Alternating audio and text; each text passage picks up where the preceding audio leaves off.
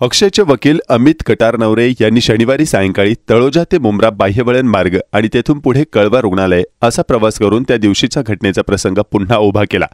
बदलापूर येथील एका शाळेत 2 चिमुकल्यावरील अत्याचार प्रकरणातील मुख्य आरोपी अक्षय शिंदे याचा ठाणे पोलिसांच्या चकमकीत मृत्यू झाला असून याच घटनेचा प्रसंग अक्षयचे वकील अमित कटारनवरे यांनी पुन्हा एकदा उभा केला। त्यावेळी समोर असलेल्या बाबींची नोंद घेत त्या न्यायालयात मांडून या प्रकरणाचा लवकरच उलगडा करणार असल्याचा दावा अमित यांनी यावेळी माध्यमांशी बोलताना केला।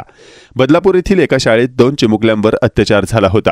या प्रकरणातील आरोपी अक्षय शिंदे याचा पोलीस चकमकीत मृत्यू झाला असून यानंतर विरोधकांकडून विविध प्रश्न उपस्थित करण्यात आले होते, तर सत्ताधाऱ्यांनी पोलिसांची पाठराखण केली होती।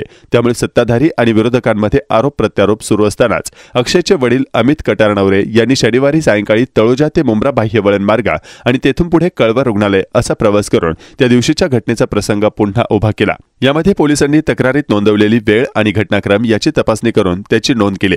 याशिवाय मुंब्रा बाह्यवळण मार्गालगत असलेल्या टपरी चालकांकडे त्यांनी त्या दिवशीच्या घटनेबाबत विचारपूस केली। त्यानंतर ते कळवा रुग्णालयात गेले आणि तिथे चौकशी करून माहिती घेतली। तिथेच त्यांनी पत्रकारांच्या सोबत संवाद साधून त्यांच्या प्रश्नाची उत्तरेही दिली। पोलिसांनी तक्रारीत नोंदवलेली वेळ आणि घटनाक्रम याचा प्रसंग पुन्हा उभा केल्यानंतर मला किती वेळ लागला आणि काय नोंद केले ही सर्व माहिती न्यायालयात मांडणे उचित ठरेल। आता उघड केले तर त्याचा फायदा माझ्या अशिलाला होणार नाही, त्यामुळे या प्रकरणाचा उलगडा लवकरच करेन अशी प्रतिक्रिया वकील अमित यांनी दिली। मला ज्या ज्या गोष्टी आढळल्या आणि ज्या ज्या गोष्टी सत्य आहेत त्या न्यायालयात मांडण्यासाठी आणि त्याचा पुरावा गोळा करण्यासाठी हे करत आहे। आमचा लढा पोलीस राज विरोधात आहे। शिवाजी महाराजांच्या महाराष्ट्रामध्ये हा पोलिसी राज कदापि खपवून घेतला जाणार नाही। आम्ही सगळे वकील मिळून याचा मुकाबला करू असे सांगत न्यायालयातूनच न्याय हा मिळाला पाहिजे असं त्यांनी सांगितलं।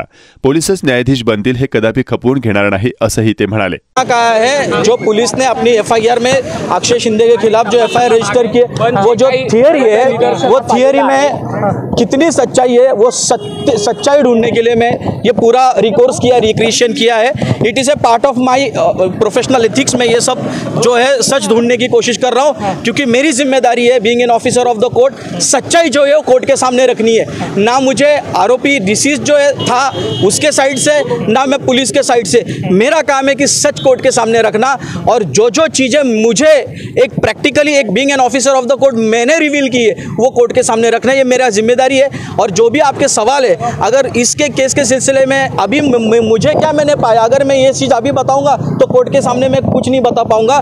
आप मेरे पत्रकार भाइयों मेरी बात समझ के लीजिए, मुझे समझ लीजिए। मैं देख रहा हूँ आप लोग कंटिन्यूसली हमारे पीछे है, आपका काम कर रहे हो, मैं अपना काम कर रहा हूँ। हम दोनों मिलकर के इसको सच्चाई को बाहर निकालने की कोशिश करेंगे तो बेटर रहेगा। 100%।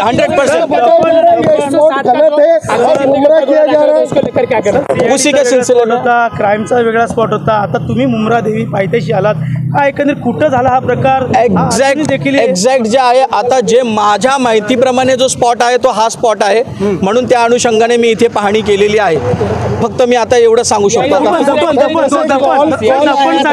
सीआयडी बाबत मला माहिती नाही।